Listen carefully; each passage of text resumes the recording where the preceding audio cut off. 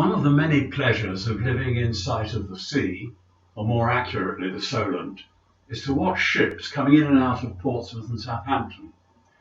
I even have an app on my phone that tells me their names and where they're going, or rather, where they would be going in normal times. But as we all know, these times are far from normal. A number of the ships, magnificent cruise liners among them, are anchored out on the horizon, as the old song says, with no place to go, with their crews marooned on board, many of them with families on the other side of the world. It's the same story at other anchorages and ports along the south coast. The vessels are lying motionless as their owners contemplate a very uncertain future. It's a sad sight on many levels. Speaking of sadness, one of the most tragic aspects of the COVID-19 pandemic is that it robs families of the opportunity to say a last goodbye to those they love. In our normal lives, when we say goodbye, perhaps at an airport or a train station or even a cruise terminal, we usually save our most intimate words until the last moment. Love you. Wish I was coming with you. God bless. So it was with Jesus. To the bewildered disciples as he prepared to leave them, the risen Lord said, "Peace I leave with you. My peace I give you, not as the world gives."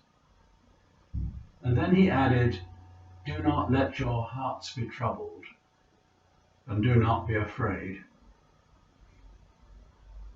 His last words were words of encouragement, strength, and new purpose, with the promise of the Holy Spirit to guide and inspire his followers.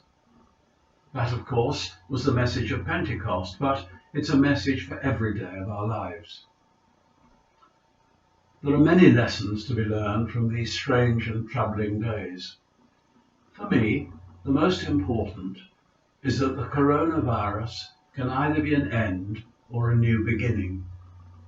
There is much doom and gloom for sure, but this can be a time to reflect and learn from our mistakes, to reconsider our attitudes, our prejudices, to care for one another, to protect one another, and to be of benefit beyond our usual circle.